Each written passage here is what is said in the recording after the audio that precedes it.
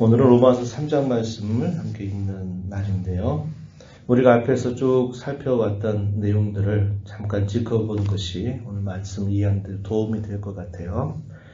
1장 후반부에서부터 끝절까지 사도가 쭉 말하는 것은 하나님을 떠난 이방 사람들의 그 불의함에 대해서 그 불의함이 어떠한 것인가, 그 불의에 대한 하나님의 심판이 분명하게 내려질 것이다 라는 말씀을 했죠. 2장에서 어제 읽었던 말씀에서는 유대인들이 그렇다면 유대인들은 과연 의로우냐, 유대인들이 생각하는 것처럼 이방 사람들은 그들의 죄악으로 말미암아 심판받아 마땅하고 자신들은 하나님의 택하신 백성이기 때문에, 성민이기 때문에 그들은 의롭고 구원받을 만한 백성들이냐라고 말할 때 사도는 유대인들도 아니다 라는 사실을 이야기합니다. 유대인들도 역시 하나님 앞에 다 불의한 자들이고 그 불의함에 대하여 하나님의 심판이 내려짐이 마땅하다 이렇게 이야기합니다. 3장 오늘 우리가 읽어가는 이 말씀에서는 하나의 전환점이 소개가 됩니다. 먼저 사도가 말하는 것은 봐라, 이방인도 하나님을 떠나서 그들이 불의한 것으로 말미암아 심판받아 마땅하고 유대인들이 비록 하나님의 말씀을 맡았지만 그 말씀을 맡았어도 자신들에게 주어진 그 삶을 성실하게 살아가지 못한 것 때문에 역시 불의한 자들이 아니냐. 그렇다면 온 인류에 있는 사람들은 다 하나님 앞에 불의한 자들이다. 죄와 그 비참한 상태에서 벗어날 수 없고 그들에게는 하나님의 심판이 내려짐이 마땅하다. 그 이야기를 합니다. 그러나 하나님께서 그러한 인류를 향하여 하나님께서 하나님의 의로우심을 나타내셨다고 이야기합니다. 그래서 복음의 큰 두 번째 주제가 이제 소개가 되는 내용이죠. 예수 그리스도의 복음을 자랑한다고 말했던 바울 사도는 왜 이 복음을 자랑하느냐? 이 복음만이 구원을 주신 하나님의 능력이 되기 때문이다 라고 말했고, 이런 하나님의 구원은 우리가 어떻게 해서 얻어내는 것이 아니라 다만 하나님께서 보내신 그분 예수님을 믿는 그 믿음을 통해서 구원을 받게 된다. 이 사실을 사도는 이야기했습니다. 그러면서 그 복음의 가장 첫 번째 중심적인 내용은 모든 사람이 다 죄로 말미암아 부패하고 타락했고 그 죄로 말미암아 비참한 상태에 놓여 있다. 하나님의 심판이 기다리고 있다라는 사실을 이야기하는 겁니다. 그리고 난 다음에 복음의 두 번째 내용, 그러한 타락한 인류, 비참한 인류에 하나님께서 하나님의 의로우심을 나타내셨다. 그 사실을 이야기합니다. 그것이 오늘 우리가 읽은 이 본문 속에 하나의 전환점이 됩니다. 21절 이하로부터 그 내용이 소개가 되고 있어요. 그래서 21절 이전의 내용에서는 이방인이든 유대인이든 다 부패한 자들이고 다 죄인이다. 그들에게는 하나님의 무서운 심판만이 기다리고 있다라는 사실을 이야기해주고 21절 이하로부터 이제는 율법 외에 하나님의 한 의가 나타났다. 율법과 선지자들에게 증거를 받은 것이다. 구약의 모든 말씀이 결국은 하나님의 의로우심을 계시해 주셨다. 그걸 다르게 말하면 하나님께서 친히 그 구원의 길을 마련해 주셨다. 그 사실을 쭉 이야기를 한 것입니다. 그런 하나님의 의로우심이 나타났을 때 그 의로우심을 받는 유일한 하나의 길은 오직 그것을 믿고 신뢰하는 데 있다. 믿음을 통해서만 그런 하나님의 의로우심을 우리가 얻을 수 있다. 믿음을 통해서만 우리가 구원을 받을 수 있다. 이 사실을 사도가 말하고 있는 것입니다. 우리가 읽은 말씀 가운데서 특별히 9절 한번 가서 보시면 이렇게 말합니다. 그러면 어떠하냐? 우리는 나으냐? 결코 아니라. 우리는 사도가 말하는 말이죠. 사도 자신도 유대인입니다. 그럼 유대인은 그럼 과연 낫느냐라고 말할 때 결코 그렇지 않다 이렇게 이야기합니다. 그러면서 종합하는 결론, 유대인이든지 헬라인이든지 다 죄 아래에 있을 뿐이다. 이 사실을 이야기합니다. 모든 인류를 사는 백성들이 다 죄인이고 다 죄 아래서 하나님의 무서운 심판을 받을 수밖에 없는 처지다. 이 사실을 이야기합니다. 그러면서 시편에 있는 말씀 또 이사야서에 있는 말씀을 인용을 해서 왜 사람이 다 이렇게 죄 아래 있다고밖에 말할 수 없는가? 그것을 증명합니다. 10절 보면 의인은 없나니 하나도 없다. 시편 14편 1절 이하의 말씀을 사도가 인용한 겁니다. 의인은 없나니 하나도 없다. 이것은 이 세상에 하나님이 볼 때 진정한 의인은 한 사람도 찾아볼 수 없다라는 말이 되는 거죠. 왜 그들이 의인이 되지 못하는가? 그 이야기를 쭉 이야기합니다. 12절에 보면 다 치우쳐 함께 무익하게 되고 선을 행하는 자는 없나니 하나도 없다. 그들의 목구멍은 열린 무덤이고 그 혀로는 속임을 일삼고 그 입술에는 독사의 독이 있고 그 입에는 저주와 악독이 가득하다.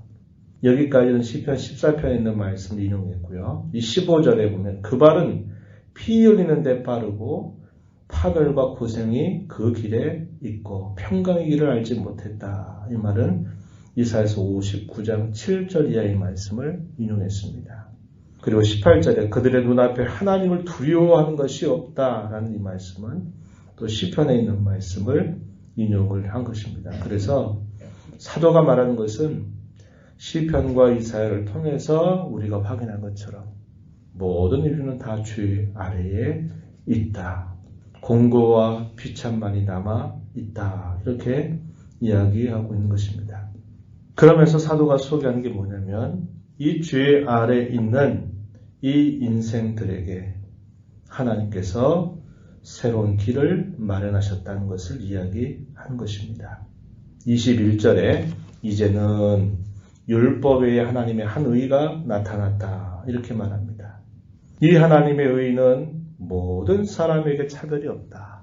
유대인에게만 특별한 것 아니고 이방인에게 제외된 게 아니라 유대인이나 이방인이나 모든 인생들에게 차별이 없는 하나님의 의다. 이걸 다르게 쉽게 이해할 수 있는 표현은 하나님께서 행하시는 그 구원은 어떤 사람에게만 특별하고 어떤 사람에게만 제한되는 것이 아니라 모든 사람에게 차별이 없다. 하나님께서 비참한 인류를 위하여 이 구원의 길을 친히 마련하셨다. 이 사실을 이야기합니다. 그 방법이 무엇이라고 사도가 이야기합니까? 바로 예수님을 통해서 예수님 안에서 성령으로 말미암아 하나님께서 이러한 의로움을 얻게 하셨다고 이야기합니다. 24절 보면은 그리스도 예수 안에 있는 성령으로 말미암아 하나님의 은혜로 값없이 의롭다 하심을 얻은 자가 되었다. 25절에 이 예수를 하나님께서 그의 피로써 믿음으로 말미암는 화목제물로 세우셨다. 하나님과 인류 사이에 그 죄로 인하여 원수관계가 되고 심판받아 마땅한 그 비참한 상태에 있는 가운데 하나님께서 예수님을 통해서 화목제물로 삼으셨다고 이야기합니다. 하나님과 죄진 인생 사이에 화목할 수 있는 길을 마련해 주셨다고 이야기하시는 것이죠. 그렇기 때문에 결코 이러한 하나님의 일하심 앞에 어떤 인생도 자랑할 것이 아무것도 없다. 이렇게 이야기합니다. 27절 그런즉 자랑할 때가 어디냐 있을 수가 없다. 이렇게 이야기합니다.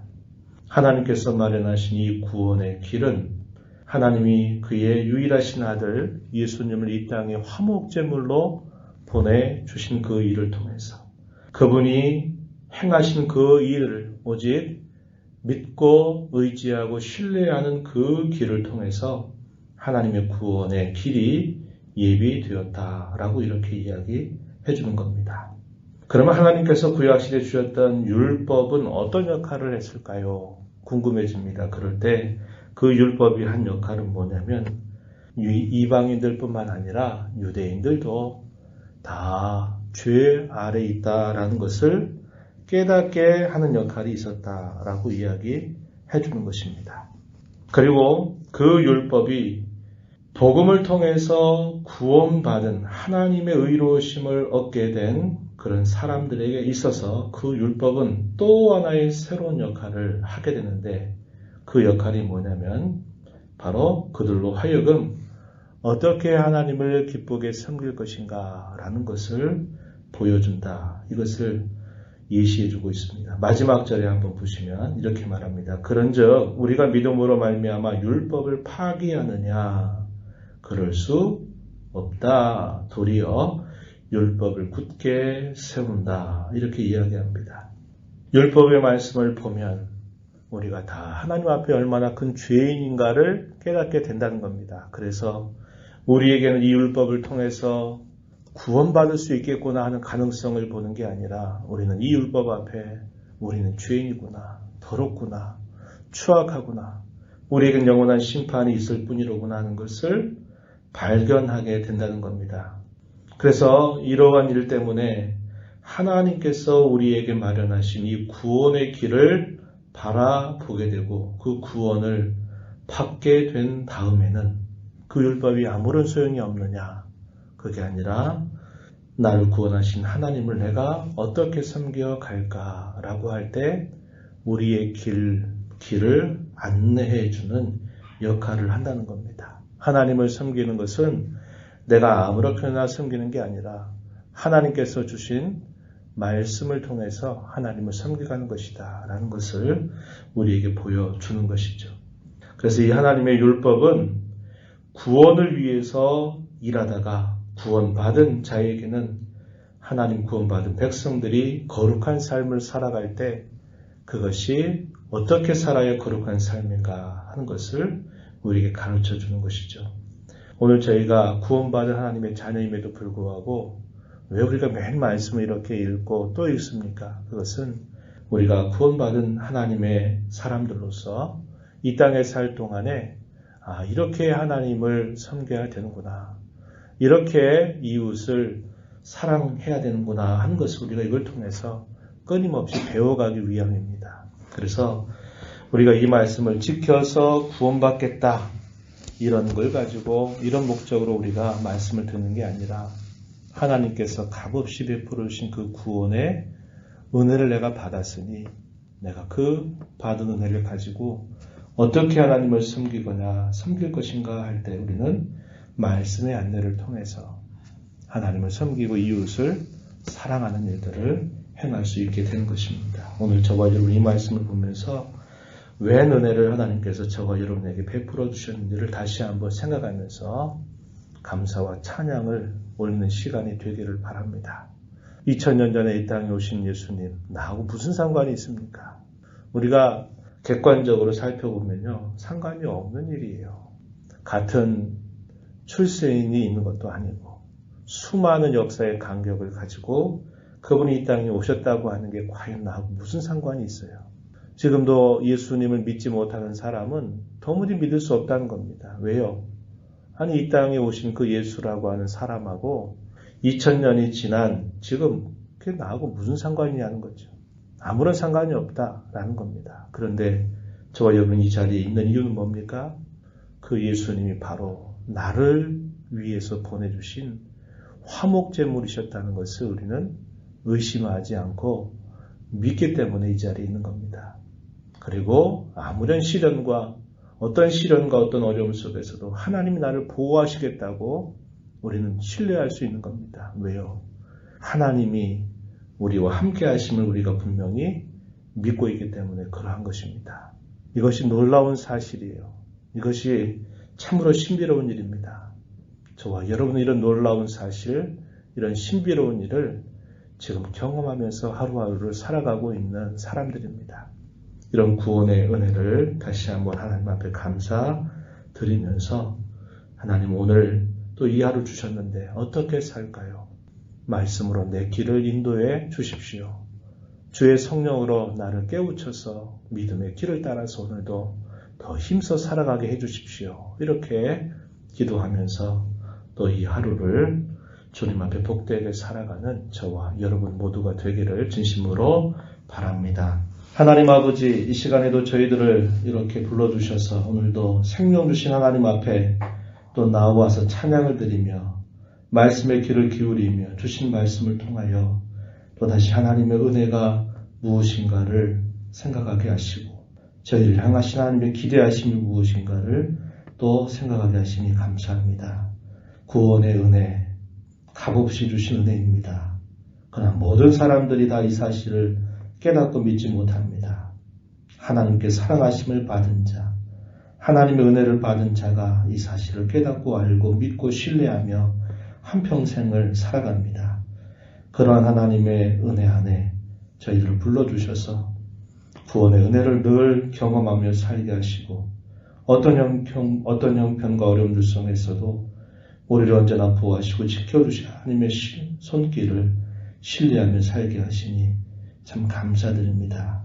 이런 은혜를 늘 잊지 않게 하시고 이러한 감사의 표현으로 늘 말씀의 귀를 기울이고 우리 안에 우리의 삶 이끄시는 성령의 인도하심에 예민하게 반응하며 살아가는 저희의 삶이 되도록 인도하여 주옵소서. 공경의 때에 또 주 앞에 나와서 간절하게 아뢰는 모든 간구를 하나님께서 들어주시고 응답하여 주시기를 간절히 바라며 예수님 이름으로 기도하옵나이다. 아멘.